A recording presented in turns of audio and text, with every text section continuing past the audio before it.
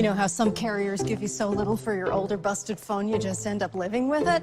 I don't think so. Verizon lets you trade in your broken phone for a shiny new one. You break it, we upgrade it. You dunk it, doggy bone it. Slam it, wham it, strawberry jam it. We upgrade it. Get a 5G phone on us with select plans. Every customer, current, new, or business. Because everyone deserves better. And with plans starting at just $35, better costs less than you think. Hey, folks, today is Tuesday, December 21st, 2021. Coming up on Roland Martin Unfiltered on the Black Star Network. A group of coal miners, they are now calling on West Virginia Senator Joe Manchin to back the BBB plan after he said he is not going to vote for it. We'll talk with one of the leaders of the Poor People's Campaign in West Virginia, who said they've been trying to get this union and this on board for a number of months, and we'll break that down. Also on today's show, President Joe Biden talks about Omicron, unveils an increasing number of COVID testing sites. They also announced they're going to be setting aside millions of home kits, and if people request them, they will be sent to America's homes for free. Also, still waiting on the verdict in the trial of Kim Potter, the former cop on trial for the death of Daunte Wright. Also on today's show, remember that white Louisiana judge caught on tape using the N-word? Well, she has had to step off of the bench and been replaced by a black judge. Also, a California cop is acquitted even though the crime was caught on tape. And in our marketplace segment sponsored by Verizon, we'll talk with a Houston restaurant owner about how they've been able to thrive during COVID. Folks, it is time to bring the funk on Roland Martin Unfiltered on the Black Star Network. Let's go. He's got it. Whatever the biz, he's on it. Whatever it is, he's got the scoop, the fact, the find. And when it breaks, he's right on time and it's rolling. Best believe he's knowing. Putting it down from sports to news to politics. With entertainment just for kicks, he's rolling. It's on go, go, roll, y'all. It's Roland Martin, yeah. Rolling with Roland now. He's funk, he's fresh, he's real, the best, you know he's Roland Martin now.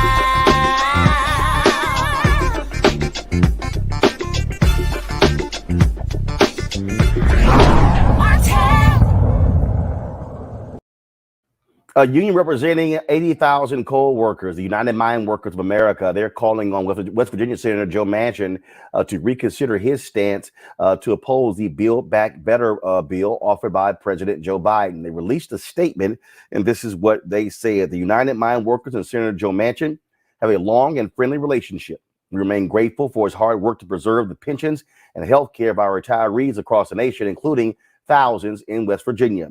He has been at our side as we have worked to preserve coal miners' jobs in a changing energy marketplace, and we appreciate that very much. The Build Back Better legislation includes several items that we believe are important for our members and their communities, some of which are part of the UMWA's Principles for Energy Transition we laid out last spring. For those and other reasons, we're disappointed that the bill will not pass. We urge Senator Manchin to revisit his opposition to the legislation and work with his colleagues to pass something that will help keep coal miners working and having meaningful impact on our members, their families, and their communities. Joining us right now is Jean Evans-Moore. She is the tri-chair of the West Virginia chapter of the Poor People's Campaign, and she says they've been trying for quite some time to get this union on board. Jean, welcome to Roland Martin Unfiltered. Thank you. I'm so happy to be here. So take us through this process. What have y'all been doing to try to get, y'all of course been waiting for this statement from the Mine Workers of America? What we've been doing, as you said, you were talking about it last night, we have been working on trying to get Manchin around to being what he needs to be for some time. One of the things we always do, we are contacting various organizations to get them to come on board to be supportive of us. What I found out here in West Virginia, couldn't find coal miners. And I talked to somebody who's very involved in the coal mining community in Logan and thought, okay, he could do it. He says, not a coal miner. They will not. What happened with Cecil Roberts speaking up, I think, I haven't any doubt, it's going to be a whole change. I do expect to be able to find coal miners who will be able to talk, who will be able to speak up, who will be able to tell the world what is going on with them.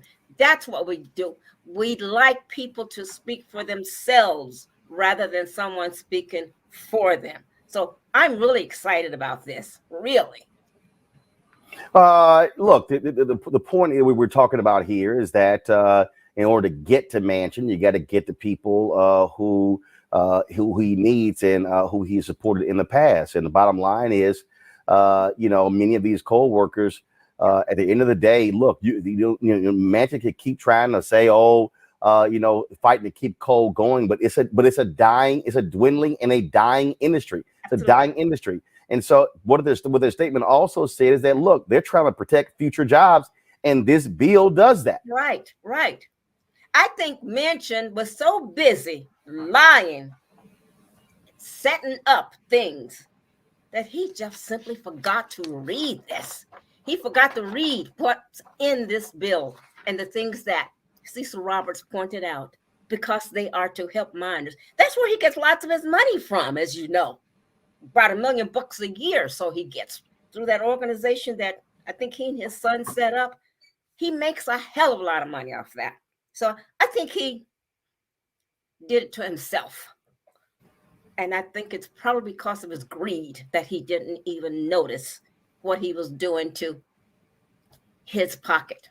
He keeps saying that you cannot support a bill that is bad for West Virginians, yet thousands have been signing petitions, been writing letters. You've had caravans.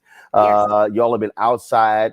And so don't you find it interesting that he keeps saying that that West Virginians don't support it? Yet, according to polling data, nearly 65 to 70% of West Virginia voters support the Build Back Better plan. So who is he talking about? It's that little game that's up in his head that he might be talking to his corporate sponsors, his billionaires. And there's some guy that I think I've read that he has a weekly phone call with. He's talking to them. And you know how people tell you what you want to hear? So therefore, he's had to make up stuff. He's had to make up stuff about West Virginia. Of course, he's lying. Loads of us, we are calling, we are texting. We've been doing that for months. It's a regular thing. He wasn't talking to West Virginians. He was talking about West Virginia. And the comments that he made about people, I don't embarrass easily, but damn, daggum, he should not have stepped out of what's a particular zone that he should be in as a public servant. What he's doing is putting down people who don't need that, instead of helping raise us, helping to do all the kinds of things he could do for West Virginia. That man has a job that was Senator Byrd's, as you know. I don't see any similarity between his actions and Senator Byrd's. It's just the opposite. Senator Byrd went out for West Virginia. Senator Byrd's name is roads, buildings, or whatever. I don't think Joe Manchin's name will be. If it is, I don't think it'll be up very long. I'm glad to see Cecil Roberts stood up, spoke up, and brought to the attention of lots of people. I don't think many people, I think there are probably a lot of people who didn't realize the details for the coal miners that are in here. So we've been educated. I'm looking at Huffington Post has a story where an activist, Joanna Vance, said that Manchin complained that he was aware of some person, one individual who said that their daughter was using the child tax payments to buy crack, and so that has sort of led for him to say people are using this for drugs. So one person, one story you hear, and so you use that to say, so let me just screw over every single person who is in America who's receiving the child tax credit. He has shown us what he really is and how narrow he is, how very narrow. It's like, I found myself saying often, I'm older than he is. You know, one of the things that older people used to say, you need to be popped upside your head. It's kind of like knocking some sense in your head, because that's where he is. There doesn't seem to be any. And as I say, to me, and I think to other people too, this is a big thing when you're voting against something that is to support your own things, people that put money in your pocket. Poor People's Campaign doesn't quit. We are going to be busy. We're going to be busy very soon. And that's the way it is, because we don't quit. We don't give up. This is a light. This is a big light into what was kind of a dark looking situation. And as far as I'm concerned, as far as I can see, it has to do with the fact that, sometimes people read things, but they forget to read the fine print. I'm not saying this was in fine print. I don't know. But it looks like something that he and I'm not going to blame it on his staff, because he should have known what the hell he was talking about or shut his mouth. Somebody missed something that's very important. And this group is big enough to have brought it out. And I think and I hope other national groups will be able and willing to step up to the plate now.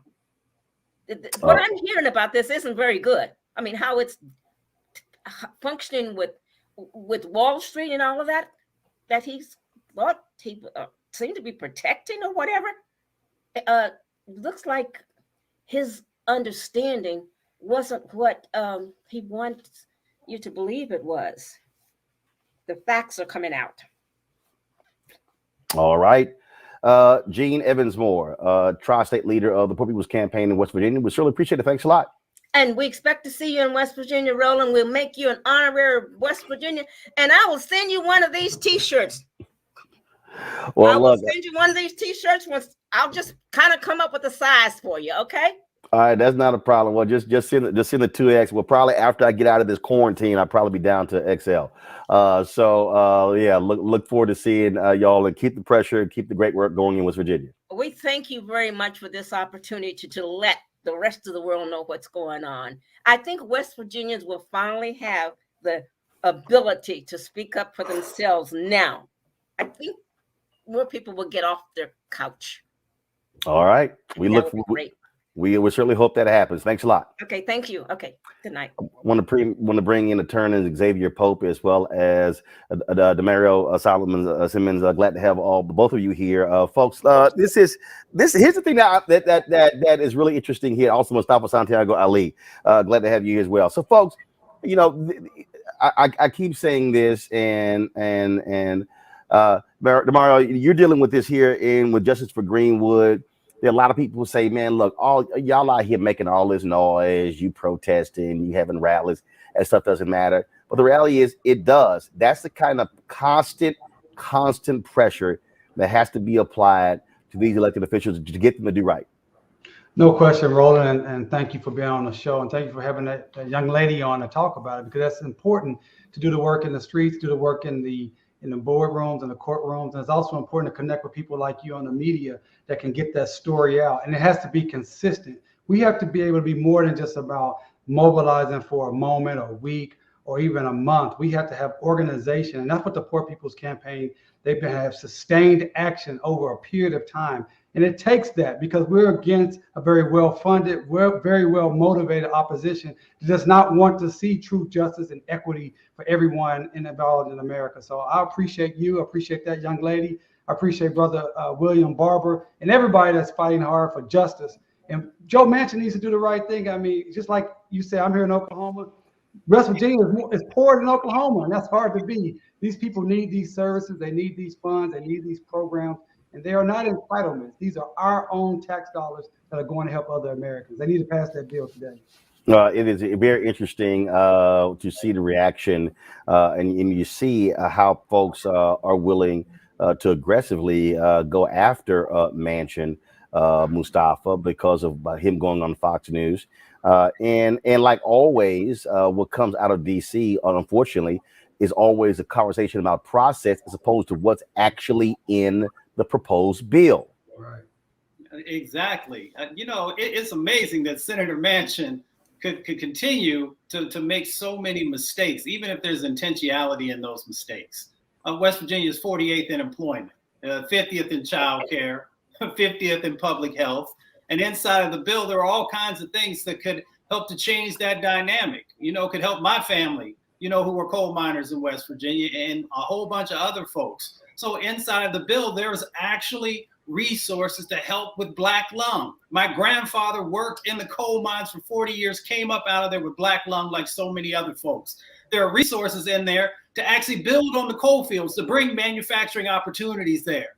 So Senator Manchin, do you not care about economic opportunities and manufacturing so you can actually create new sets of jobs and be a leader in that space? Because if West Virginia doesn't feel it, I guarantee you other states will actually do that. And then there was also the opportunity that was in there around unions. West Virginia is one of the leaders in unions, has been historically. And for him not to support a bill that supports West Virginia, that supports Appalachia, makes no sense whatsoever, unless you put into the formula that he is literally making millions and millions of dollars. He's the individual on Capitol Hill, whether on the Senate side or the House side, who receives more money from the fossil fuel industry than anyone else. And we know there are some characters up on Capitol Hill that have sold their soul for a few pieces of silver. So when we look at in totality, it makes absolutely no sense for him not to be supporting the Build Back Better bill and actually asking for it to be enhanced instead of being the individual who has shrunk it down time and time again. Look at the bill. People kept changing the bill because of him to make sure that would be in alignment with the things that he said that he could support. Xavier, this might be it. CNBC has this story that they just posted. Senator Joe Manchin's Political Action Committee saw a surge in corporate contributions this fall ahead of his decision to oppose this. His leadership received 17 contributions from corporations in October, 19 in November.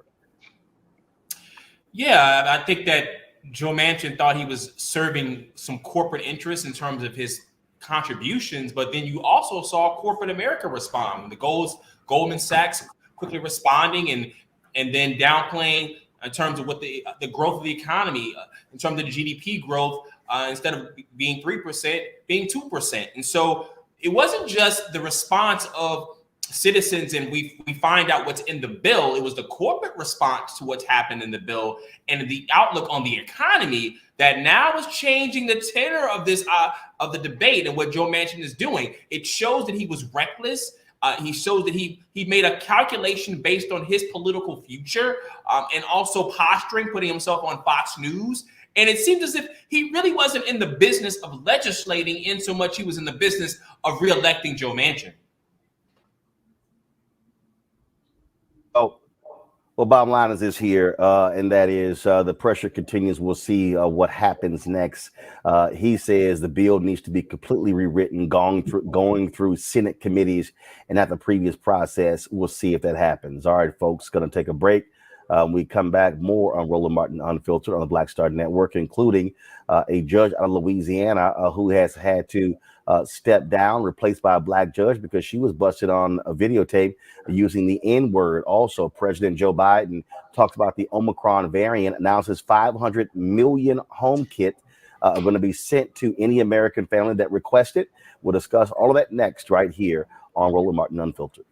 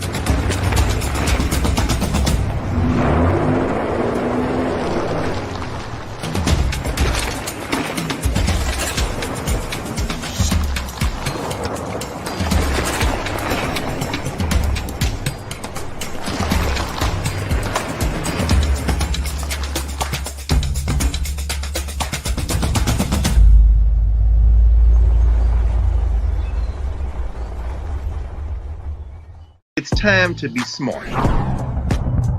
Roland Martin's doing this every day. Oh, no punches! Thank you, Roland Martin, for always giving voice to the issues. Look for Roland Martin in the whirlwind, to quote Marcus Garvey again. The video looks phenomenal, so I'm really excited to see it on my big screen. Support this man, Black Media. He makes sure that our stories are told. See, there's a difference between Black Star Network and Black-owned media and something like CNN. I got to defer to the brilliance of Dr. Carr and to the brilliance of the Black Star Network. I am rolling with Roland all the way. Honored to be on a show that you own. A black man owns the show. Folks, Black Star Network is here. I'm real revolutionary right now.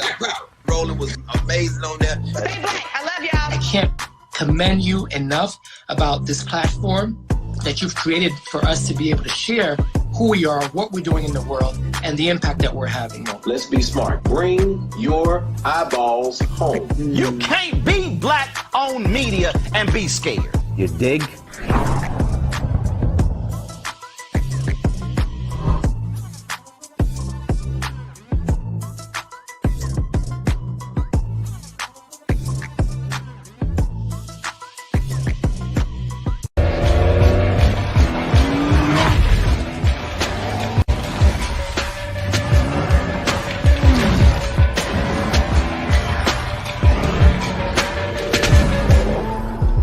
Hi, I'm Anthony Brown from Anthony Brown and Group Therapy. Hi, I'm BB Winans. Hey, I'm Donnie Simpson. What's up? I'm Lance Gross, and you're watching Roland Martin Unfiltered.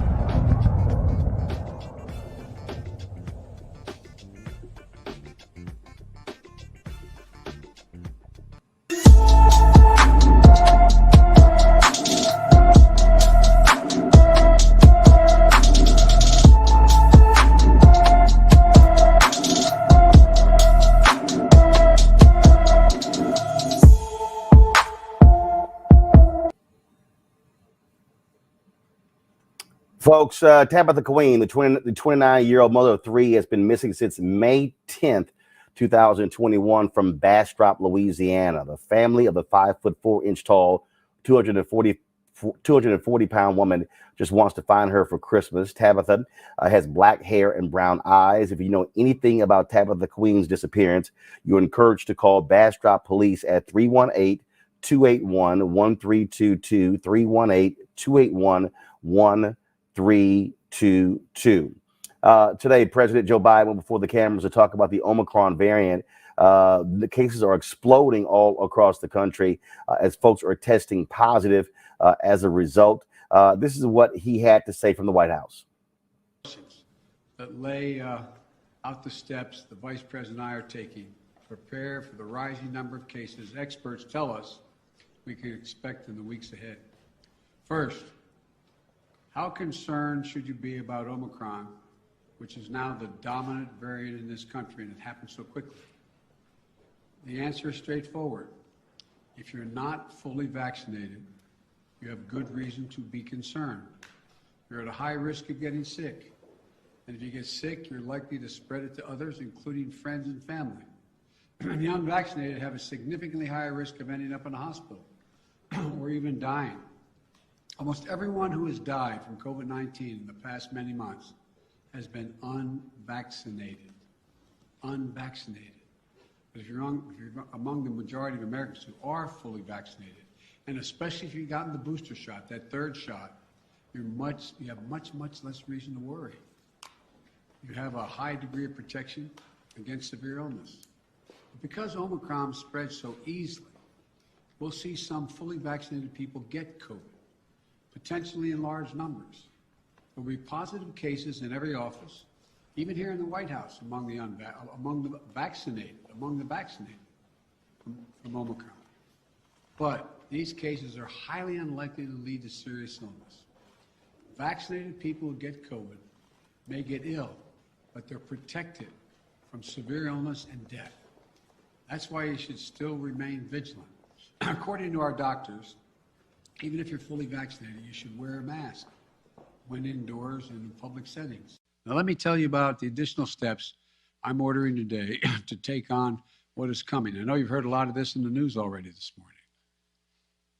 3 weeks ago, I laid out a COVID-19 action plan for this winter. that prepared us for this moment. Today, we're making the plan even stronger. First, we're setting up our vaccination and booster efforts. We're stepping it up significantly. In the past 2 weeks, we've seen the highest vaccination rates since last spring. And we aren't as vaccinated as a country as we should be, though. That's why we have added 10,000 new vaccination sites on top of the 80,000 sites that we already had in place. And even more will open in January. I know there's some parts of this country where people are very eager to get their booster, where it's harder to get an appointment, So starting this week, I'll be deploying hundreds more vaccinators and more sites to help get the booster shots in people's arms. I've ordered FEMA, the Federal Emergency Management Agency, to stand up new pop-up vaccination clinics all across the country where you can get that booster shot. We've opened, we've opened FEMA vaccination sites in Washington State and New Mexico recently as cases have increased. And today, I'm directing FEMA to stand up new sites in areas where there is a high demand. These steps are going to help us add more and more booster appointments and just over the next few weeks. I also want to say a word to parents. If your children are not vaccinated, please get them vaccinated. If you're a parent, understandably, who waited to see how the first shots went with other kids before getting your own kid vaccinated, you can stop waiting. 6 million children in our country, ages 5 to 11, are vaccinated. Get your children protected today, now.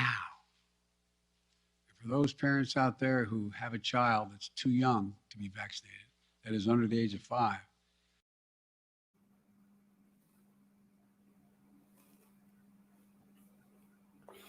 All right, folks, let's go right to my next guest. She is out of Silver Spring, Maryland, Dr. Melissa Clark. She's a co-founder of LAC Coalition Against COVID. Dr. Clark, glad to have you here. And so let's talk about. Hi, Roland. That's the Black Coalition Against COVID. I'm sorry. I'm sorry. They had this wrong in the script. So let's get right to this whole thing here, because this is where I'm sort of confused right now. A couple of weeks ago, the White House was challenged on about sending home COVID tests. Oh, it can't be done. It's going to be too costly. Here we are 2 weeks later, now saying it's going to be done. Now they're announcing they're increasing COVID testing sites. Okay, I'm just trying to understand why weren't these increases in place? Why are we talking about 2 weeks later? I mean, what I'm not understanding is why are we not throwing everything at this? Do you think that what America has done, we will sort of say, okay, you know what, things are getting better, let's just all back off, and then now when there's a spike, now it's like, oh my God, what do we do now? Let's ramp up. If we maintain a high level, maybe we're not going to see an explosion in cases. Well, certainly, I'm glad to be here, Roland, and that's an excellent question. There has been sort of a gradual ramp up. And let me say, first of all, thank God there is a plan, because we are definitely better than we were a year ago when there was no plan. And there has been gradual ramp up of testing capacity, approving home tests. But you're absolutely right. We saw the Omicron variant. We saw how rapidly it was expanding through Europe and certain parts of Africa. And the fact that there are lines of people trying to get home test kits right now could have been foreseen. That being said, I do believe that the parts of his plan that deal with testing are commendable, with the exception, I have a little bit concern about that going online to get test kits. There really needs to be equity in every policy. And so for those people who don't have broadband access, there you go. We saw that debacle when it came to going online to schedule for your vaccines back in February and March and April. So why repeat that same issue? We know how to reach those people in neighborhoods that have low broadband. We have community-based institutions and organizations like the Black Church, like community centers and recreation centers and elementary schools that could serve as distribution points. We have community-based organizations that could deploy and go door to door to deliver those tests in areas that have low broadband. We need to roll out these plans at the same time as the online testing to ensure that every American really is able to get access to those tests. And not only that, you know, so their thinking is, well, for those households that want the test, they have to request it. And you're right, people are not sitting here only going online. So guess what? Set up a basic phone number, set up a hotline for folks to be able to call. And then they should be dropping those PSAs or buying airtime on Black-owned media and others to encourage folks to get these home tests. And not just get them, how to take them. We're in the process of developing videos for how to make sure that you know how to use the home tests, because it's a 5-step process. Not everybody has the same literacy ability, health literacy ability to understand the instructions and execute it correctly. So, you know, there's more to it than just, you know, making the test available online. Absolutely. And so, you know, I think this is important. And also, I think what has to happen is this is just, I think as a country, we've got to, frankly, be at DEFCON 5, if you will, whatever the highest level, and say we're going to stay there for the minimum next 2 years. Because see, this whole yo-yo, this whole thing, oh, let's open up, things are getting better, oh my God, we got to pull back, whatever. That, to me, that is also what contributes to where we are, because people get lackadaisical. Folks just sort of begin to you know, just, oh, you know, everything is going fine. We saw the rush for folks wanting back with football games and basketball games and concerts, and now we're seeing what's turning into super spreader events. I mean, I'm seeing, you know, look, I'm sitting here in quarantine right now for testing positive, and just more and more people are doing it every single day, and the numbers are climbing. Yeah, and I think, you know, there's been an effort to balance people's mental well-being, our economic well-being, and our public health well-being. But I think the messaging around that has to constantly say these situations are fluid and changing, because once you take away a mask mandate, it's really hard to reinstitute it. Just as you said, people's behaviors lag behind the advice. And when they lag behind the advice, that's when you see rapid increases in cases taking off like we see now. But it's still really important to be very careful in public spaces in terms of wearing your mask, even in small, you know, getting together with your friends and teenagers that are having sleepovers. These kinds of things can quickly become super spreader events, especially if people are not vaccinated and boosted. Yeah, but you still got these people who say masks don't work. I can't tell you how I keep seeing these folks all over social media, people with significant followings who say, why are we doing these masks? There's no proof they actually work. There is plenty of proof that they actually work. We see states and communities that have carried out the mask mandates. We see that rates of cases and case spread are much lower when you compare on a macro level from community to community. They definitely work. And I know those same people have not been in the trenches with healthcare workers, seeing the cases overrun hospitals and people being put on ventilators, because I guarantee you they would change their mind when they see how devastating it can be to contract a severe case of COVID and potentially die. They work. Well, I think it's a whole lot of stuff that we certainly have to do. Any questions for my guest, Mustafa Demario Xavier? Well, I want to thank the sister for the great work she's doing. She talked about equity and everything. And you made a great point when you talked about needing another way to have access to our community. Everyone is on email. You know, at our organization, Justice for Greenwood, we had to set up a hotline just for that reason, because some of the older people that we're trying to impact, they don't use email. They're not getting online by themselves. And we know our community, older people are at higher risk. So I think that is very important to have those important voices like yours, Doc, making sure that our people understand what the issue is and how we can access and have actual access to the life-saving maneuvers. One of my clients and partners, Dr. Tiffany Crutcher, yesterday, on the 14th, her mother, a year ago on the 14th, went into the hospital with COVID, and she never made it out. And we talked about that yesterday because she was right there on the day when the vaccinations were coming on market, but she got sick beforehand. So we don't want to see that happen to anyone else in this country. Absolutely not.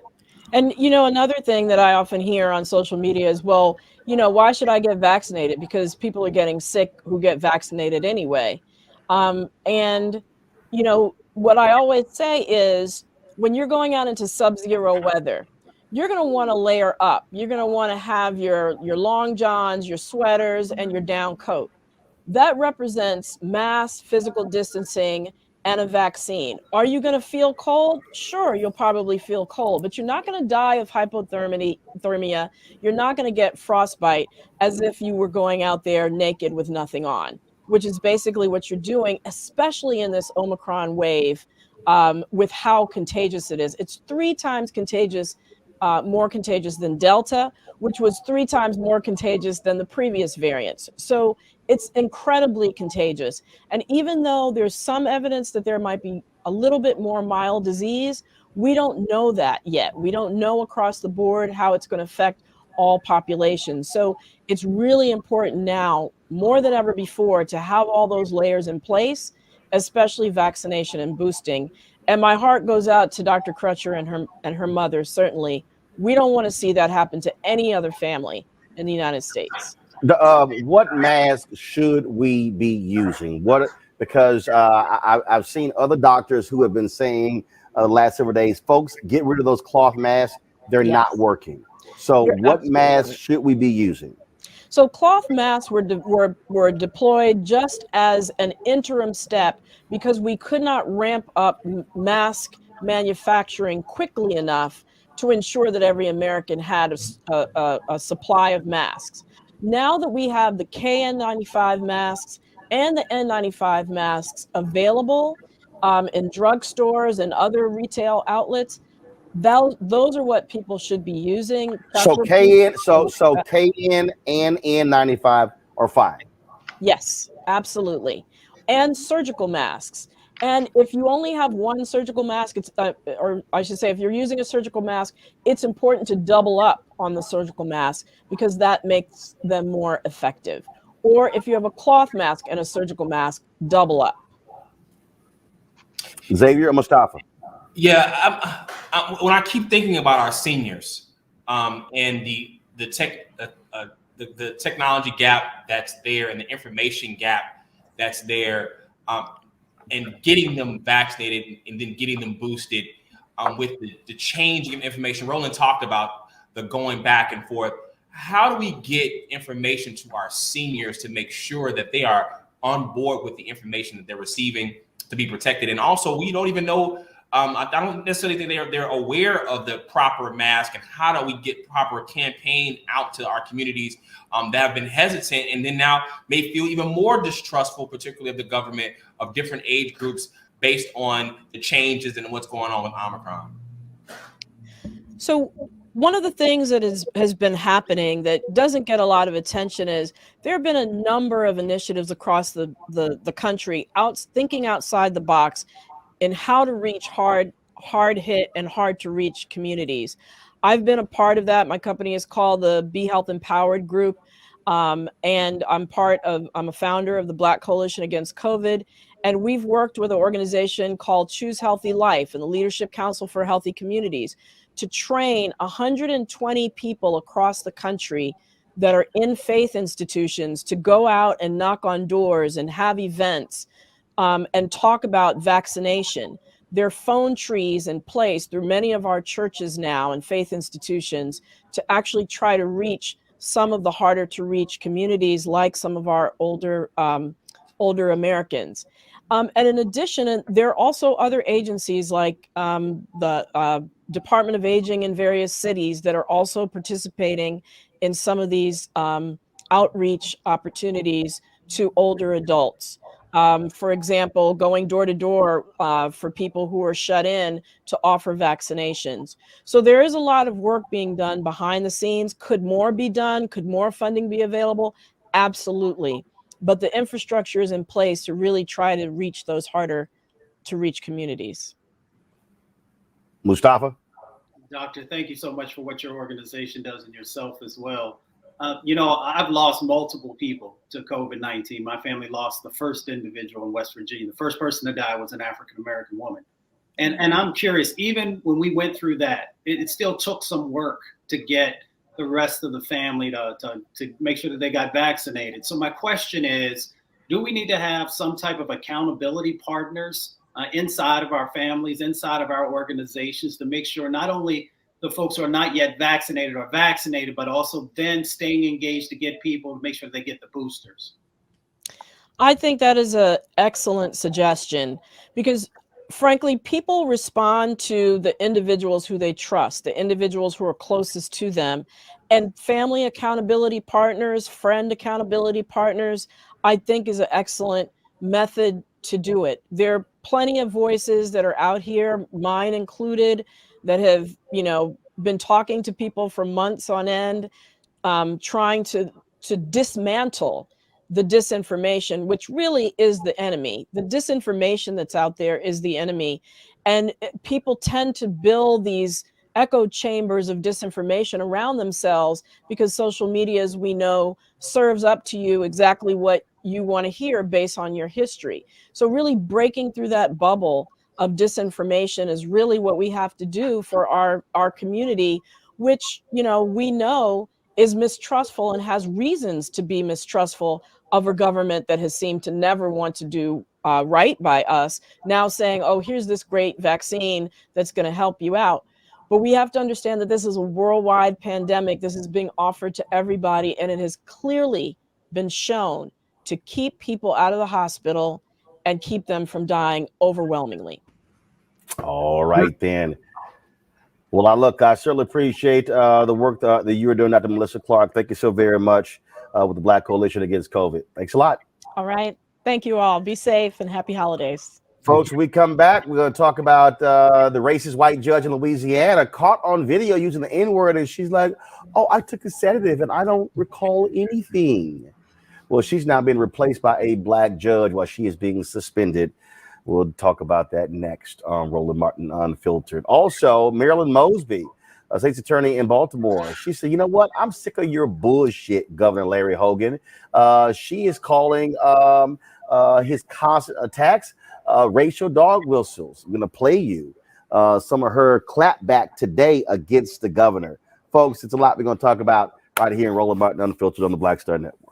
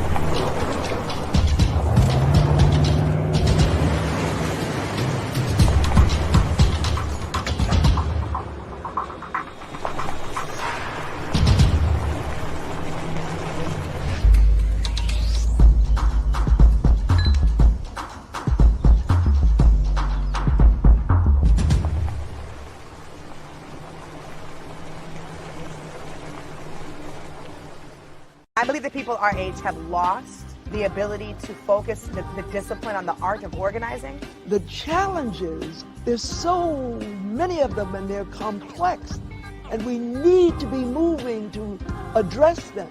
But I'm able to say, watch out, Tiffany. I know this road. That is so freaking dope.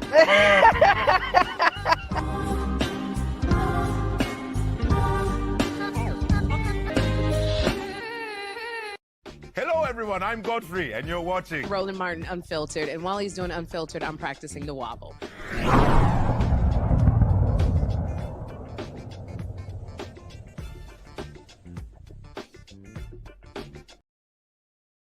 All right, folks. The Louisiana Supreme Court, they have replaced Michelle Odinette, Lafayette City Court judge, who was caught on video using the N-word, with retired Opelousas City Court Judge Vanessa Harris. Harris is an African American. She becomes the first Black woman to fill the seat in Lafayette City Court. She's going to serve from December 17th to February 28th. Now, remember, Odinette was suspended by the state's highest court after she was caught on video saying the N-word to her family after a robbery was foiled. Watch this.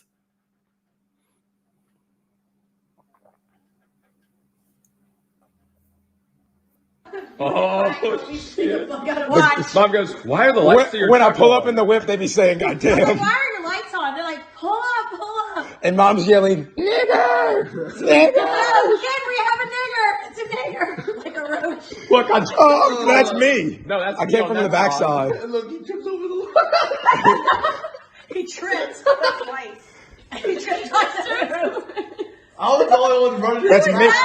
Kenny was standing. I'm the one that took him down. Kenny's just standing there. He lied. That was his wallet. Yeah. That's my phone where it fell out. Look, Mom. The dude had a phone on him. We should have taken his phone and stolen from him, that fucking asshole. And now I'm going to grab a gun. Go and get the gun.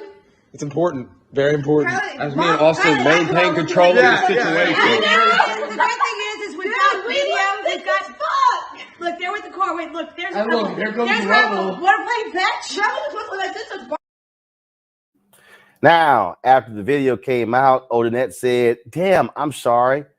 I didn't mean to take the racist sedative. I meant to take the other sedative. She says she has no memory of that.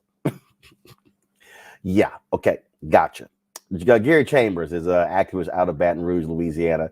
One of the folks who brought this to light, made it public.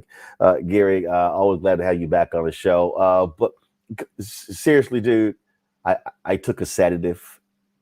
Now, normally, if you take a sedative, you're sort of knocked out. She was wide damn awake in that video.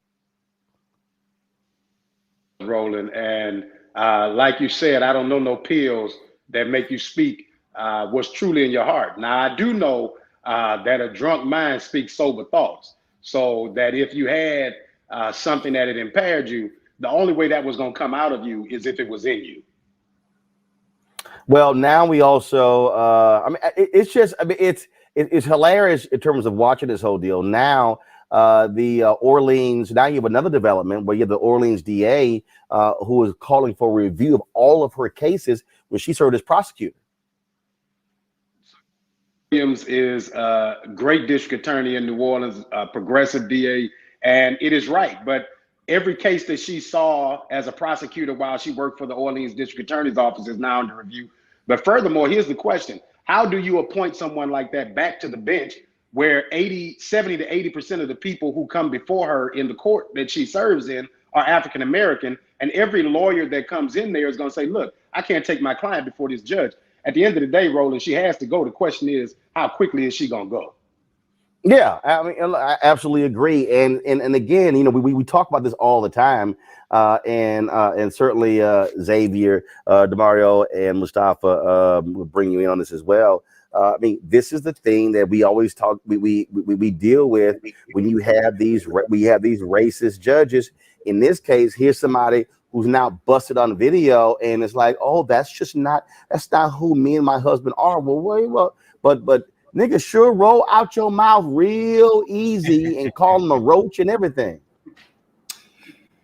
Yeah, Roland. She also, when there was a quote of a hip hop song that was by a white hip hop artist that is basically cosplaying being black. When I roll up in the whip, they be saying "goddamn." So there is a layer of basic blackface and using the racial slurs. And which a sedative would normally put you to sleep, not turn you to a racist. So, and they had to pull a sister out of retirement to take the bench. And I know that she wanted to enjoy the rest of her life in peace. And now she got to come up and clean behind this racist white woman. DeMario, again, the thing that we often talk about is when you're dealing with the system is, above the Supreme Court, it says equal justice under law.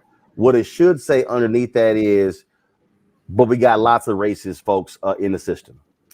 No question. I think we need to back up a little bit. First of all, I'd like to know who dimed her out, because I thought she was just there with her kids. So shout out for the person that dimed her out. Number two, if you listen to the video, her son is quoting what the mother was saying that night, not about what she was saying right then. She said, Mom was saying N-word this, and then she actually added to that. I think that's real key that we understand and not allow her to say, oh, well, I took this sedative, which we know is just crazy.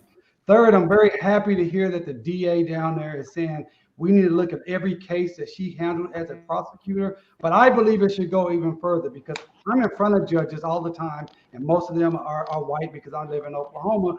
And if you have a judge, as Brother Pope just stated, that utilizes that type of racial slur, I don't think any white person should ever say, I try not to say the word at all, period, but I'm certainly not a white person.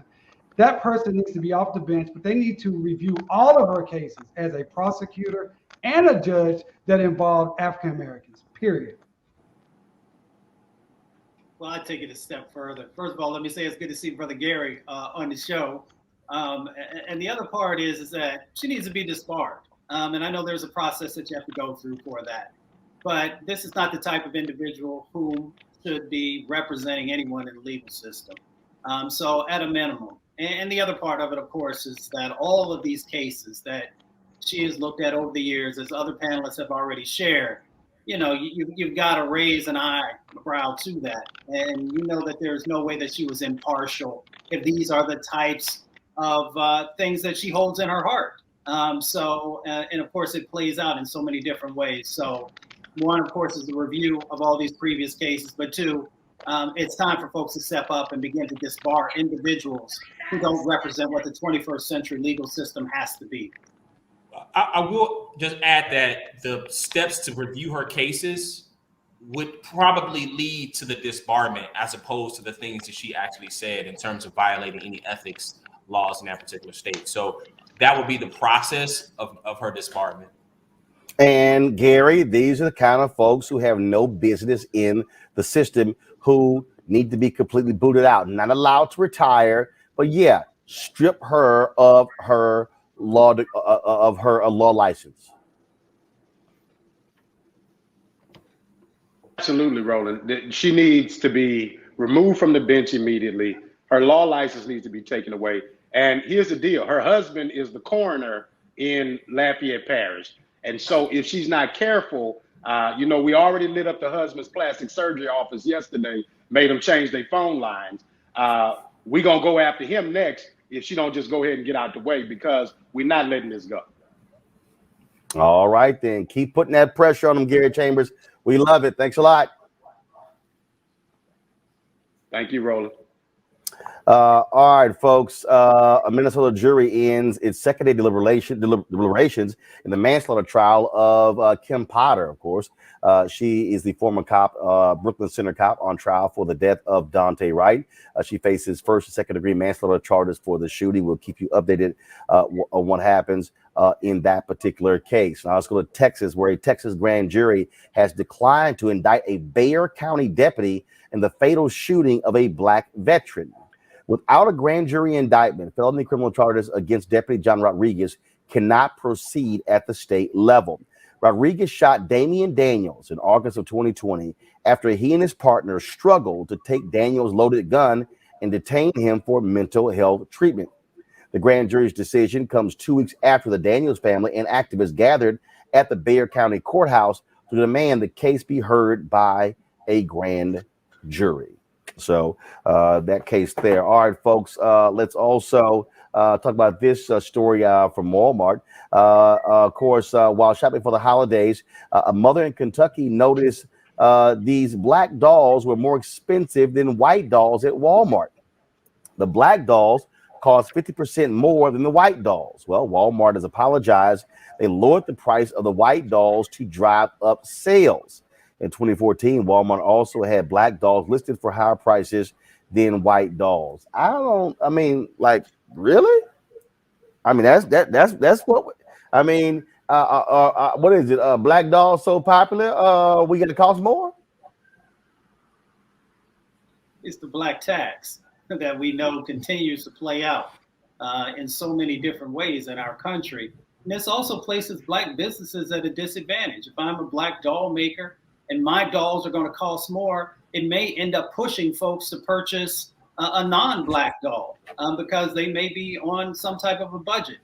So there are so many different ways that this disproportionately impacts both on the economic side, on the mental health side, and a number of other ways. That's how we doing, DeMario? Like charging $14 more for a black doll? Well, you know, it just really shows the anti-blackness that's throughout our entire society. And so Walmart would say, look, not too many people want to buy a black doll. We all know the famous experiment of putting a black doll and a white doll in front of the little kids. And most of the kids, even black kids, were selecting white dolls. So what we have to do is say, hey, this anti-black bias that exists at all levels, as Brother Mustafa just stated, we cannot tolerate it. And if this is the same type of a doll and you have a $14 gap, that's a big problem. That sends a message to the black community and to black consumers that, hey, if you want to get something that looks like you, you're going to have to pay this amazing, terrible premium. And that's something we cannot tolerate, period.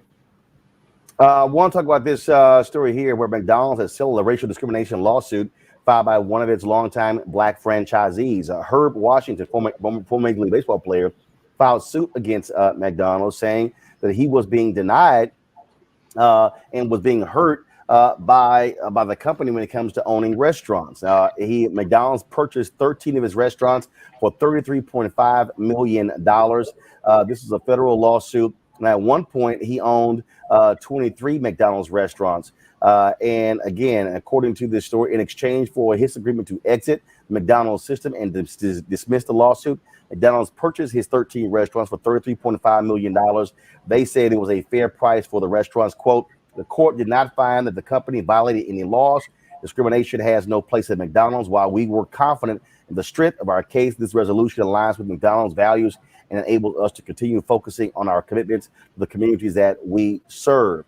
Again, Washington has said that McDonald's discriminated against him by having him get restaurants in low volume areas in black neighborhoods and forcing him to downsize his store base. Said he had, after grading his locations unfairly.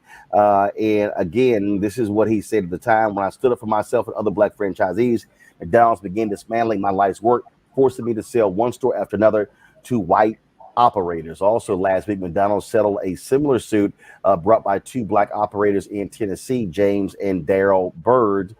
They settled that. McDonald's purchased 4 restaurants for $6.5 million, and the Birds also agreed to drop their suit. Now, there still is a lawsuit on behalf of 77 former black franchisees that is still pending in the court system. Folks, yesterday we talked about the mandatory minimums, and of course we were talking about the bill dealing with crack cocaine and powder cocaine, ending that disparity. Well, I was on social media today and was looking at a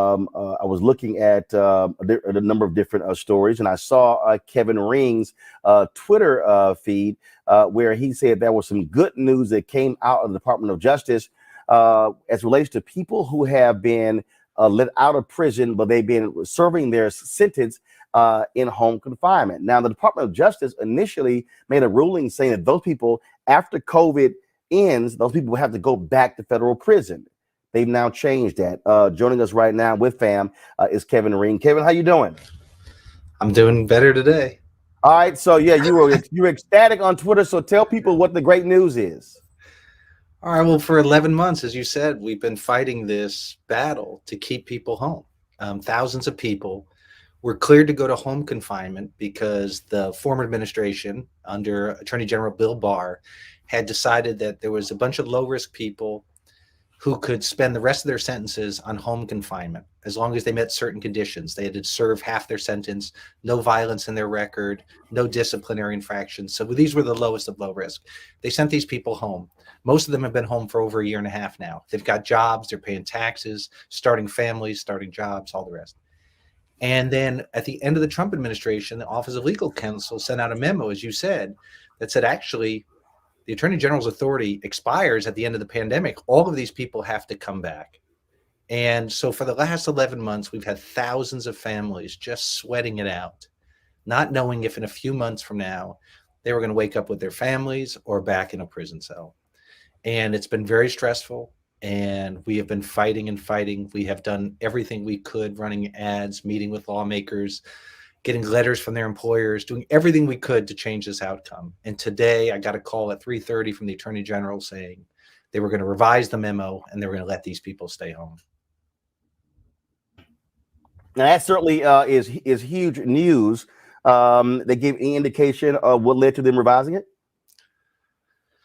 Well, no. And I mean, I just have to say that, in some ways, I didn't think this would be such a fight, because the idea that the Biden administration, right, was going to reincarcerate thousands of people that the Trump administration sent home seems so ridiculous and absurd that I just didn't even think it would come to this. I didn't think we'd be fighting for 11 months on this. But I just think all of the groups that have been pressing, and I'm telling you, all of these folks who are in home confinement, who were formerly incarcerated, they've been raising their voices. There have been tons of media coverage. I was on this show with you, with Gwen Levi, who was one of the women who was, brought home, and then they tried to send her back to prison for missing a phone call at a computer class. It was so absurd that they would send them back that I don't know why it took this. And they didn't say what the reversal was, but I mean, somehow common sense finally prevailed. And they realized this would be a disaster to separate thousands of families when there was no public safety benefit to it. Wow, that's well, first of all, that is absolutely great news. And how many people are we talking about? Right now, there's about 2,500 to 3,000 people who would be affected and would have to go back. And these people are already in their community. I mean, they're paying taxes. They're doing everything you would want. There's no risk, right? I mean, Bill Barr took a risk a year and a half ago, but now these people have proven that they can live back in the community. They didn't need those long mandatory sentences that so many of them have, they got. And in some ways, in COVID, a lot of areas has been a natural experiment. And this has been one too, because for those of us who think we send too many people to prison for too long, we got this natural experiment where all these people came home and they showed they didn't need those decades in prison. They could live back in the community and contribute. And so it's just been great. And I'm so relieved that thousands of families, this is the best Christmas present for them. They are relieved. They're in tears of joy. And I'm so happy for them. All right, Kevin, great job. Again, keeping the pressure on the Department of Justice to move on this. It didn't make any sense whatsoever. And you're right. We don't need low-level offenders costing taxpayers unnecessarily sitting in federal prison. Thank you for bringing attention to this and all these issues. All right. Thanks a bunch. All right, Kevin, again, great job there. Let's bring my panel back up. Folks, this note just came in. That is, you may have a possible deadlock in the trial of Kim Potter. The jury has asked an additional question to the judge, and this is what they asked. If the jury cannot reach consensus, what is the guidance around how long and what steps should be taken? That's what it was a question that was read in open court by Judge Regina Chu presiding over the trial. DeMario, your thoughts on this new development? Well, first of all, it's disappointing because this lady shot a person that she shouldn't have shot, and that's definitely negligence, homicidal negligence. But what that means at that point, the judge was probably going to tell them, hey, go back, keep trying, keep working, maybe let them go home for the night and let them come back to it. If they cannot come to a consensus, then obviously we will have what's called a hung jury. What that means is in a hung jury that they could not come to a decision, and the case would have to either be retried all over again, start all the way over, or the state could decide they're not going to prosecute it any further. So even if she gets a hung jury, which I don't think is the right decision here, it's not over. It's just that someone's back there not been able to be convinced. And what I like to tell people all the time, and you never know what's going on back in the jury room. I've been there many, many times. But I hope those who have strong convictions that this lady should be prosecuted, and sentenced and found guilty, that they straight hard with that, and they don't falter. I've had cases, Roland, literally, I've lost cases on the civil side where people just said they were ready to go home. They just were tired of deliberating. They didn't feel like we should have lost. They wanted to vote in our favor, but they just wanted to go home. So I hope those who are fighting for justice for Dante stay strong and either convict this lady or do not let her walk. What you're seeing here, Xavier, again, this is what the defense wanted. Her up here with those dry tears. They just needed one person to hold out in order for her to get off. Yeah, Roland, that's all you need is one person. You just need one person. But the fact that they asked the judge, what happens if we don't reach a verdict? It says a lot about where they think they are in terms of the compromise that may happen. What's the outcome of their decision? They are understanding the gravity of what they're doing. And Kim Potter's the Rittenhouse tears on the stand, maybe have worked on a particular jury. Jury nullification is a thing for particular juries that may be predisposed or biased toward the process. Now, this, like our previous panelist said, send them home, bring them back. And I know they asked another question about some conversations that Potter had with a psychiatrist or a therapist, and to be able to determine what her state of mind was, to be able to needle in what some of the charges were. So I don't think this is over yet, but this is not a good sign. Mustafa. If I make a mistake and kill somebody, more than likely there are going to be significant penalties for me. The exact same thing has to play out here. Her defense is, I made a mistake. Well, we can accept that you made a mistake, but there also has to be repercussions for that mistake that you made. You took someone's life. You pulled someone over, her partner pulled someone over for having an air freshener in their car, and then he lost his life. So for me, this is very serious. And you don't want to set these precedents where other police officers can just say, well, I made a mistake, so I shouldn't be found guilty of taking someone's life. And the thing about it is, when you say a police officer made a mistake, Xavier and I, with lawyers, when we make a professional mistake, we have to be held accountable. She's not just some regular individual out there who made a mistake. She was trained for this. She had worked on this position for over 15 years, and it has to be some form of accountability. But I just want to say another thing that Xavier brought up. He brought up the term jury nullification. Jury nullification. This is something that can also be used in a positive manner for us as Black people. When you're on that jury, you want a Black person on there, 2 Black people on there, hold out and make sure the prosecution is actually doing everything to the Constitution for those Black people that they're prosecuting. And you can say, I don't believe that this Black person has received a fair trial. Therefore, I am not going to convict them. We have to be strong enough to do that when we get on these juries, because this entire system is set up to prison. The entire system is set up to allow these injustices to happen. And when we have the opportunity, they're very far and few between, but when we have that opportunity, stay strong in your conviction and don't just go with the herd. Don't just go with the other juries. Stay strong and use jury nullification in our favor when justice requires it. And I'll add this piece too, because you talked about the standard and being in the training of being a police officer. And I've said this plenty of times on your show, Roland, that there needs to be, our laws have to be able to be changed, just like so many other professions, whether it's finance or whether it's other industries. If you don't meet a certain standard and you fall short of that standard, there's a criminal penalty to pay for that. And we're making it harder for cops if they don't meet that standard, because we're basing it on them having sort of their training. So if you have training and you're not meeting that standard, you don't meet that, how are you not criminally liable for that in other industries, but it's not for police officers? We need to clean that up, because that is a great area in our law that's allowing police officers to get off for shooting people for an air freshener and calling it a mistake. All right, folks, hold tight 1 second. When we come back, talking about someone getting off, a cop in California got off, and the video was caught on tape. Also, we'll tell you about a lawsuit involving Black women and Google and Haitian immigrants suing the federal government. We'll tell you all about that next on Roland Martin Unfiltered right here on the Black Star Network.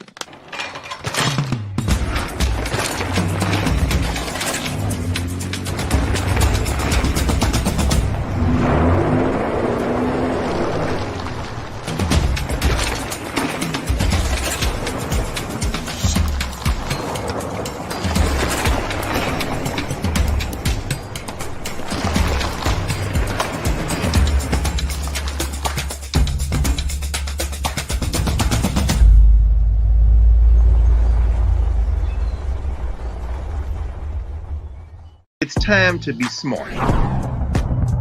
Roland Martin's doing this every day. Oh, no punches! Thank you, Roland Martin, for always giving voice to the issues. Look for Roland Martin in the whirlwind, to quote Marcus Garvey again. The video looks phenomenal, so I'm really excited to see it on my big screen. Support this man, Black Media. He makes sure that our stories are told. See, there's a difference between Black Star Network and Black-owned media and something like CNN. I got to defer to the brilliance of Dr. Carr and to the brilliance of the Black Star Network. I am rolling with Roland all the way. Honored to be on a show that you own. A black man owns the show. Folks, Black Star Network is here. I'm real revolutionary right now. Roland was amazing on that. Stay black. I love y'all. I can't commend you enough about this platform that you've created for us to be able to share who we are, what we're doing in the world, and the impact that we're having. Let's be smart. Bring your eyeballs home. You can't be Black-owned media and be scared. You dig?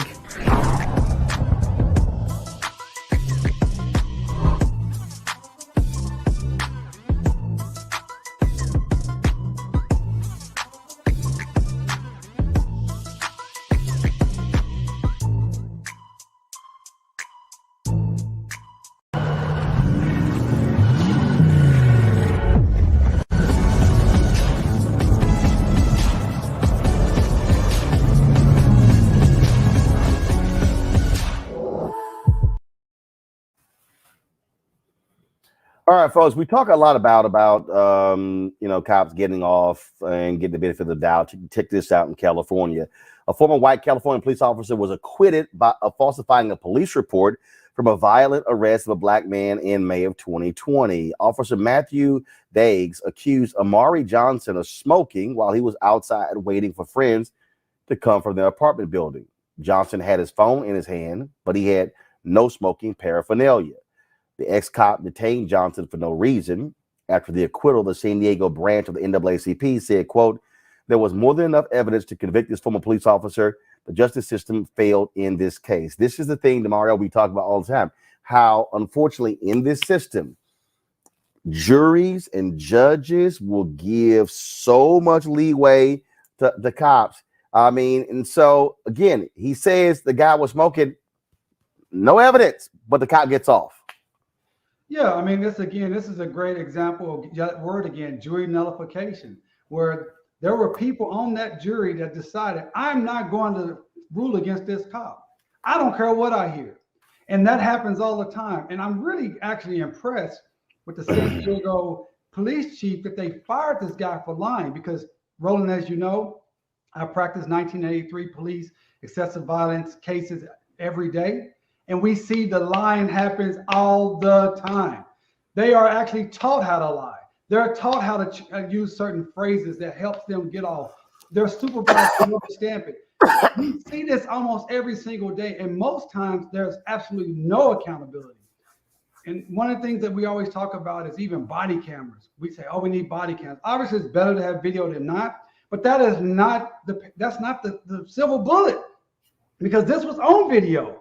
This shows that this guy was lying about this young man, and we see many, many cases like that we're dealing with right now every single day in that jury nullification scenario. What does that mean, right? That's what the brother Mustafa said earlier, the black tax. That's what we're up against. It's unfair, it's unjust. We got to continue to fight. We cannot get disheartened. We cannot get discouraged. As you say, Roland, in your promo, which gets me hype every time I hear it. If you're black-owned media, you can't be afraid. Hey, if you're a black person in America, you can't be afraid, because the reality is we're going to have these injustices, but we must continue to fight. We must continue to speak out. We must continue to stand for our rights and our dignity at every opportunity, even when we have these blatant losses. According to the police report, Xavier, he said that he saw this man smoking, yet nothing was discovered. Nothing at all. So how do you see somebody smoking if you can't find any evidence of the smoke? Roland, I just talked about this in our last segment.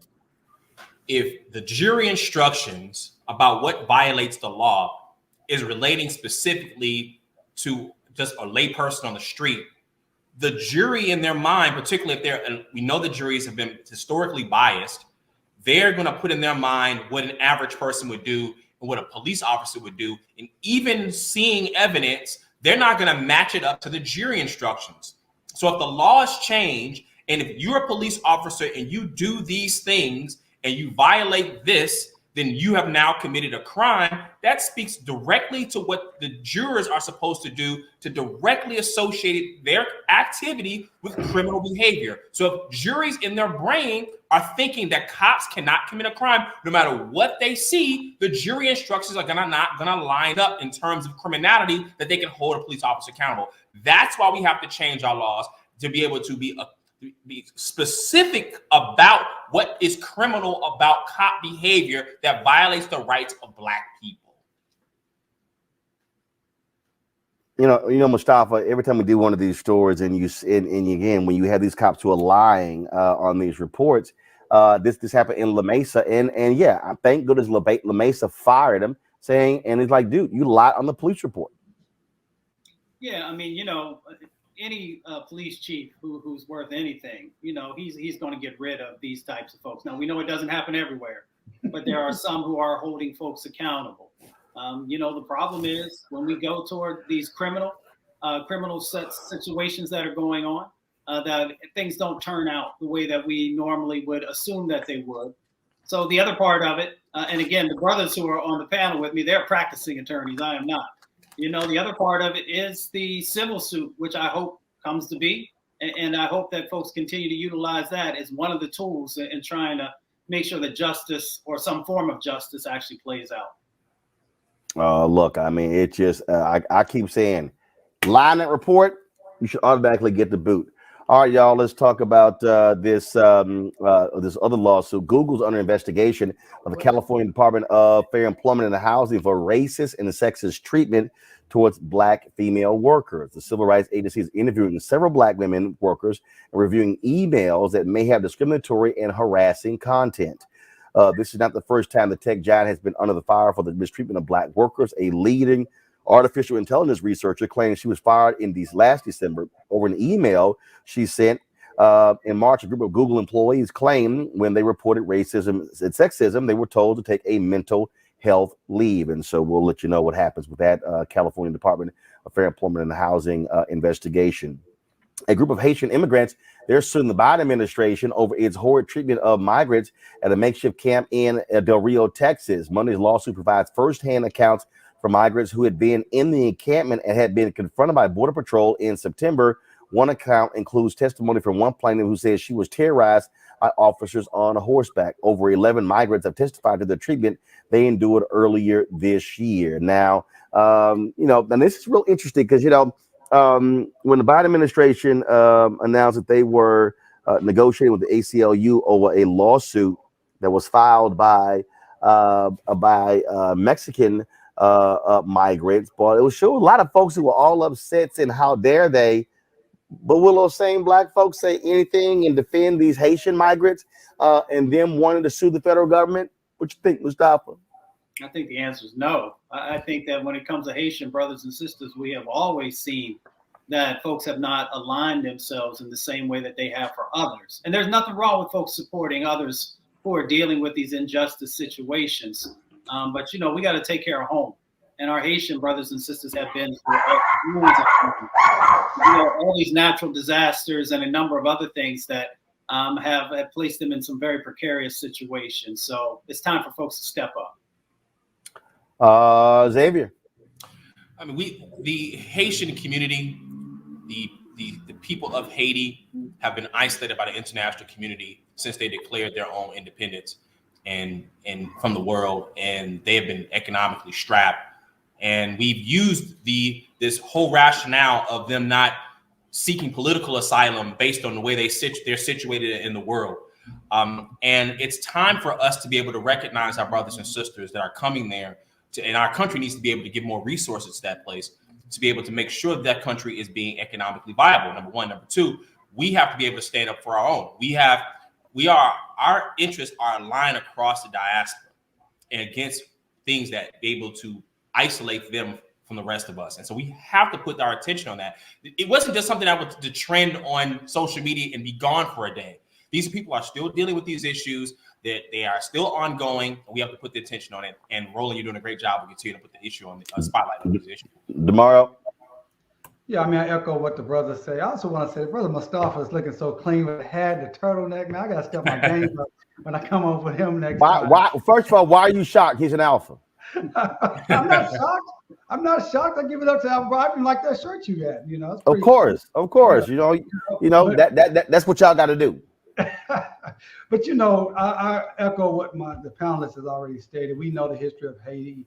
It should mean so much to us that these people were able to defeat the three powerfulest armies in the world at the time and create their independence. And then they were specifically crushed on the economic level as a retaliation of that. Here's the thing from a legal standpoint, what I do every single day. When you come to this country, you should have an opportunity to prove if you should be here or not. That's just the standard for anybody that comes here, illegal and otherwise. They didn't get that opportunity, and they were treated as chattel slavery. We saw all the pictures of the people with the horses and looking like they were hitting them from the horses. So I hope they get an opportunity to go through the legal process.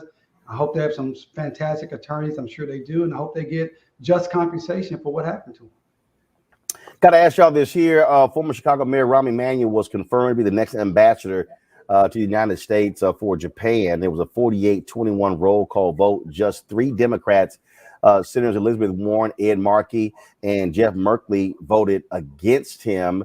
Does Rahm Emanuel deserve to be representing the United States in Japan, Xavier?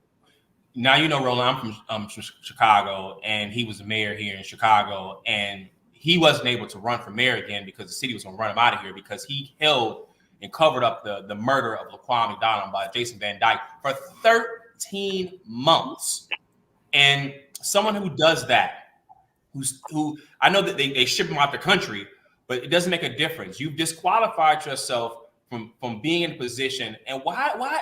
And they did it in the middle of the night, Roland, when no one was paying attention, and this happened. And you had to be able to, his connections, his political standing, if it was so great, why'd you have to do this in the middle of the night? DeMario? No, I think he's an accessory to murder after the fact. I mean, no question. Holding that video, which was horrendous, and we all saw it, and for him to be actually rewarded with such a wonderful ambassadorship. I mean, going to Japan is one of the best places in the world to go and be an ambassador. I was really disappointed. I'm a fan of Senator Booker and Senator Warren. I was really disappointed that they voted yes to move him through, because this is a person, Senator Booker, who was on the forefront of trying to get the George Floyd Policing Act pushed through. How could he vote for someone who was the antithesis of the George Floyd Policing Act? This guy was actually literally covering up the murder of Laquan McDonald. And I'm just really disappointed to see that they voted for him. Still a fan of Senator Booker, but definitely disappointed in that particular vote. All right, folks. Hold tight 1 second. We come back. Our marketplace segment where we talk with a Black restaurant owner how to continue thriving amidst the craziness of this international COVID pandemic. You're watching Roland Martin Unfiltered on the Black Star Network. Don't forget, y'all, download the app, the Black Star Network app. Of course, it's on all the platforms: Apple phone, Android phone, Apple TV, Android TV, Roku, Samsung Fire Stick, Xbox. All of those. Our goal is to get 50,000 downloads by the end of this month. And so tell a friend, download that app, please. In addition, please support us in what we do by joining our Breeder Funk fan club, where every dollar you give goes to support this show. Cash App, $RM Unfiltered. PayPal is R Martin Unfiltered. Venmo is RM Unfiltered. Zelle is Roland at RolandSMartin.com. Roland at RolandMartinUnfiltered.com. All right, y'all. I'll be back in a moment.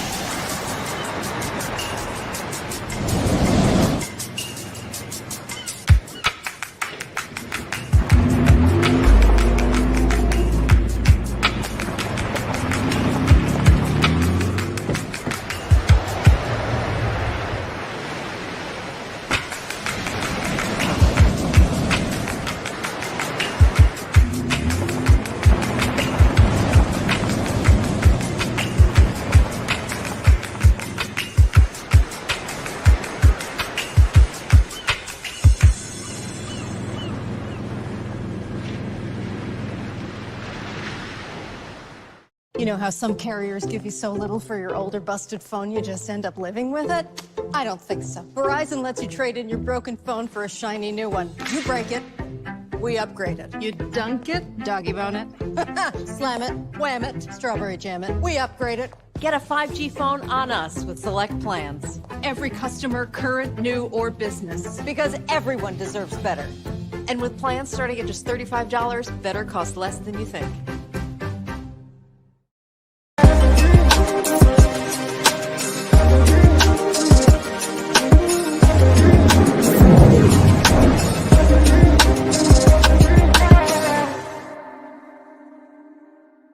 All right, folks, with the on again, off again mask mandates, people, should they go in, indoor restaurants, sit outside, what do? Man, it makes for a real difficult for a lot of industries, but especially our restaurant industries.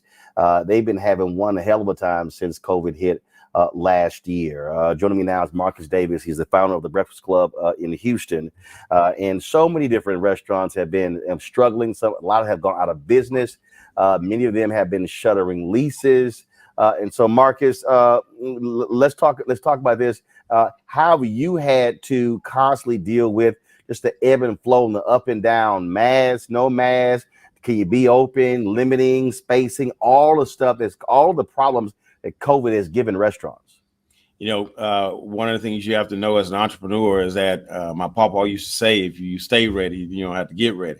And I know it's hard to deal with COVID, but you have to understand that at any moment, anything can change. And the mindset that I've had since January of 2020, even as deep as December of 2019, which is something's about to happen, something very well could happen in our city, in our state, in our nation, and you've got to be ready for it. And you roll out, what I share with entrepreneurs, you roll out things as far left as possible and as far right as possible, each scenario, each way, and try and prepare yourself accordingly. So in short, to answer your question, just thinking about what the potential are, not being deceived by the days where things look like it's changing, but being prepared for what may happen tomorrow, even though I'm experiencing what I'm experiencing today.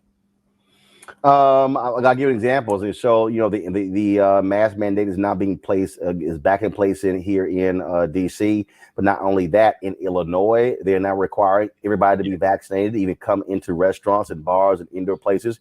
We're seeing in New York City, and so now we're moving towards that. How is it for you there in Houston, and how are you managing that? You got some folks who are acting a fool, losing their mind, cussing out restaurants, saying, how dare you ask folks for vaccination cards? But then you got others who are saying, hell, I want to be safe, but I want to go out and eat.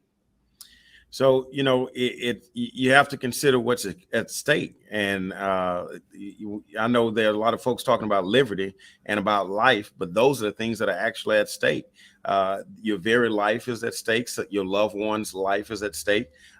Your liberty, you have no liberty if you are no longer in the land of the living. So you have to keep that in mind. As an entrepreneur, again, I just pay attention to what's happening in the marketplace. I pay attention to what our customers need. I pay attention to what my staff needs, and I try and operate accordingly. And that's not to say that it's not challenging. That's not to say that it's not tough. That's not to say that it's easy. You ask what's it like? It's like deja vu. I am feeling today as I felt in March of 2020 when they first said that the NBA would not play a basketball game, and I knew then that this thing is as real as I thought it could get. And so today I'm thinking, and I've been making this case for a long time, Roland, because people have been under the impression. I have a couple of businesses here. I have a couple of restaurants, a bar, and another concept, and two of them I've yet to reopen. And we've yet to reopen it because I had not felt, particularly my bar, I haven't reopened it particularly simply because I had not felt that it was time. Yeah, other bars are open and other people are going out to them. But in the space that I run, I didn't want to be in that space, with the virus being the way that it was. So how do I feel? I feel like we're back in March 20. I can't say that it's that severe, but the uncertainty and the way the entrepreneur has to stay on his tiptoes and keep his head on the swivel is back to that date. Questions for my panel. I'll start with you, Xavier.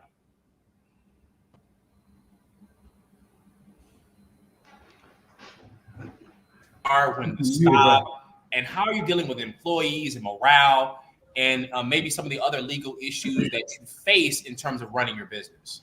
So unfortunately, I only caught the second half of what you said, but I think I get the gist. With my team members, I'll start there with my employees. It's just by sharing, communicating with them that we're all in this boat together. And that's been the analogy that I've used from the start, is that I am the captain of this ship, trying to steer this ship through these COVID waters, and reminding my team that we're all in this ship together and we're going to make it to the shores together. We just everybody has to pick up their oar and they have to row in order for it to happen. And if that means that we got to work a little harder, dig a little deeper, roll up our sleeves a little higher, roll up our pants leg a little higher, lace our boots a little tighter, and that's what we have to do as a team. Your mettle as a leader is definitely tested during these times, and I'm grateful that I have a team as strong as I do, and I'm grateful that I've had the opportunity to stand up and be the captain of the ship to get us through those times. But I'll share this with you.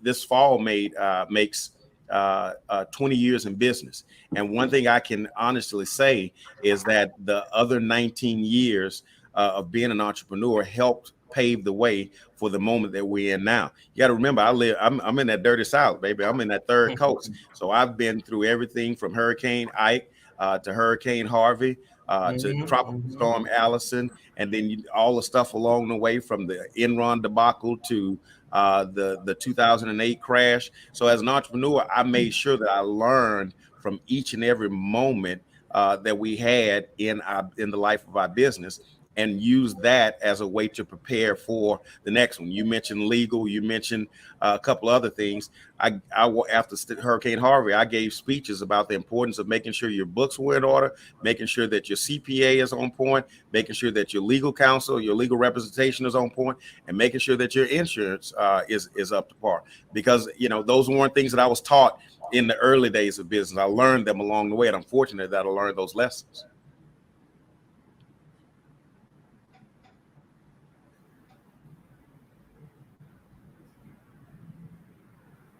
Hey, I'll jump in if there's nobody want to talk. Come on, jump right in, baby. Jump in. I thought you passed a collection plate for me. I'll jump right in. Hey, man, good to talk to you. Heard about your restaurant. I got two questions. One, as far as my business and with my teams, we've been able to just work all remotely. We're still all working remotely. Obviously, you cannot do that as a restaurant. How are you keeping your team safe from when you have these individuals that want to come to your restaurant and they don't want to, do what's necessary to be safe? So how are you keeping your team safe? And are you dealing with any legal issues with that? If you require your team to have vaccinations, et cetera? That's my first question. My second question, as a proud Black bald-headed former football player, vegan, want to know when the vegan items are coming on that menu so I can never. Don't talk to me. Roland, don't let him influence you, man. I understand where y'all coming from, but come on. I've been to the Breakfast Club. I'm talking to the entrepreneur. This is your show, but it's his restaurant. Never. All right, let me answer your first question. How am I keeping my team safe? By being who I am, by being a taskmaster. I walk around and we put the rules in place, the regulations in place, the protocols in place, and I let my team know that, hey, this is for all of our safety. I've got some folks who've been with me for a number of years. I've got some 10-year plus team members that are. I've got some team members that are 70 and above. I've got some team members that have had or still have pre-existing conditions, and I share that. If we're going to operate as a team, then we have to operate as a team. We have to look out for each other's best interest, and that means, one, we protect each other with our mask on, and it also means that, two, we make sure that the guests are operating the way we ask for them to operate. And being a family-friendly restaurant where it's a whole lot of hugging and laughing and touching and all that kind of good stuff, it gets a little hard. And I've had to, remind some of the team members, hey, we got to make sure that we stay safe because we got to be here tomorrow for these same people. And, and it's worked. The question about vaccination, we found out how we could get all of the things that our team needed, from masks to vaccination to tests. We found out how we can get those things, make them available for our team. And we did just that. And fortunately, we were able to get the majority, the lion's share of our team to participate. We didn't mandate it inside of the store. We asked for cooperation, and for the most part, we got cooperation. Now, with regard to the vegan question, never. I think I froze. Yeah, you did freeze. I think that was my impersonation of me of my screen freezing. Never. Well, when people freeze, they don't look so nice. You was looking so nice. I was like, what the brother gonna say? I tried to tell you. Hey, Xavier's a vegan also. I've been a vegetarian for over 25 years. Vegan. I was gonna ask you, are you vegetarian or are you vegan? I'm vegan. I've been vegan for 5 years. Okay, got it. For 25 years. So I had to ask. It's a great restaurant. I want to support Black-owned businesses, but I had to ask. I got to tell you, you had 5 years before. I mean, you had 15 years before you went vegan. I'm just saying. Trust me. The lines are down around the block for the Breakfast Club. They ain't missing. They ain't missing your money. Well, see, that's the thing. Now that I know the brother, maybe I can get in a line. I don't want to be. Hell no. Listen, and let me just make sure we're clear on this, right? I have 2 vegan restaurants here in Houston that I visit on a regular basis, right? That I eat at. Love the food. Absolutely, positively love the food. And I want to let them do that thing, right? And I go there and support them. And if somebody wants some direction on where to go to get a vegan breakfast, I'll send them that way. I might even tell them to bring me something back so I can have it on my lunch break. And originally it came because of space, right? Because I value what veganism is supposed to be about. And I'm not one of these guys that's going to put something on the menu if I can't do it the way it's supposed to be done. In short, I'm not going to cook your. Now we do have I'm not going to cook your tofu hash on the grill where I just got the bacon off of, and because we don't have the capacity, the space to do that, then we just keep it. We just keep the bacon on there. Plus, ain't nobody buying that damn tofu. Mustafa, go ahead. But and I'm waiting. I'll be honest with you. I've been in this game 2 decades, and I'm waiting I'm waiting to see how long it lasts, because and this is respectfully, right? I don't want nobody blowing me up. I've seen everything from the South Beach to Atkins and every 2-3 years over the last 20 years, someone has said, you need to add this to your menu. And then the next 2 years, they're like, oh yeah, I'm not doing that no more. So, but this one seems to be a little bit more sustained. So, well, that's never going to beat bacon now. I mean, I know that. look, I'm going to be, hey, I'm going to keep it real. Roll want me to keep it real. I'm going to keep it real. In our first couple of years of business, people ask me, man, when you going to get something light on there, something heart healthy? So I think around our 5-year anniversary, we created this heart healthy menu, right? It had the egg whites, it had the fruit bowl, it had the grilled fish instead of the fried, all of the stuff, that the wheat toast with no butter, the grits with no butter. We had all that stuff, man. We made that menu, did a whole big PR campaign about it. That menu still sitting behind my cash register, dusty as hell. And the one brother that kept asking me when was I gonna put it on the menu, he walked in the store. I said, look what I did just for you. He ordered exactly what was on there. By the time I got to his table, he had extra cheese and extra butter on everything. Sustained, Mustafa. Brother, thank you for being That's a great story. And their bodies at the same time. My grandmother used to say that in challenging situations, everyone needs a North Star. I'm curious, the Breakfast Club. Yes, sir. What makes the Breakfast Club special? What makes it a North Star, especially in this moment? The people. The people is what makes it special. And I try and make everybody aware of that and remind them of that every day. And when I say the people, people say, man, I'm glad y'all were able to stay open this long. I'm glad y'all were able to stay open during the pandemic. I'm glad y'all were able to be here for 20 years. And I tell them that I'm appreciative of you allowing, causing, empowering us in order for that to happen. When I say the people, I'm talking about my team. Miss Jackie's been with me for over a decade. Miss Mary's been with me for over a decade. Miss Gail's been with me for over a decade. Christian's been with me. I mean, these are folks, that have helped make TBK what it is today. So when I say the people, it is truly the people. Now, if you want what I believe, what I share with entrepreneurs, inspiring entrepreneurs about formulas to success, and what I hold us accountable for, and the standard that I hold us to that has led to this success, it is this simple thing: quality product, quality service all the time. That's our North Star. We believe in giving delivering a quality product through the hands of great people, and doing that as consistently as we possibly can. And I challenge any entrepreneur, if you do those things, I challenge you to show me your lack of success in whatever industry there is, unless you're cussing folks out, but then that ain't great service. But you know what I'm saying. Those are the things that I believe have made the difference in the life of TBK. All right, look. Well, I can't wait. I can't wait to get back to Houston to have some pancakes, grits, hard scrambled eggs, and bacon. I don't give a damn what DeMario thinks. Can't wait to have you back, brother. And DeMario, I don't wait in line. Hey, DeMario, look, what Cowboy is that in your window up there? What is that? He's first of all, he's an OU fan, and he's a sorry Dallas Cowboys fan. So I used to have that when people, let me answer your question correctly, right? Get a ring again, man. Y'all ain't got a ring. Wait a minute. Now you're not talking down there in Houston where y'all even won anything to Texas. Hey, look, when I was a fan of football, when I was a fan of the NFL, the Pittsburgh Steelers, baby. Holler at me when you get that extra ring, right? Oh. There's only 2 teams in the league with 6 rings. Only 2. Hey, but let's just say this: Roland said I'm a football, I'm an OU fan, I'm an OU former player. He's an A&M guy. Same thing. We whoop them all the time. We're still whooping them. And the Dallas Cowboys are doing pretty good this year. Hey, look, and hold up. Last time A&M played OU, who won? Oh yeah, it was A&M. In 2012, okay, y'all won in 20. No. Who won? 1 in 20. Who won? Y'all won the last time. Oh, that's okay. That's all when it count. I'm trying to figure out what your protest is. 20 more times. Man, you better go eat some bacon. Never won a championship.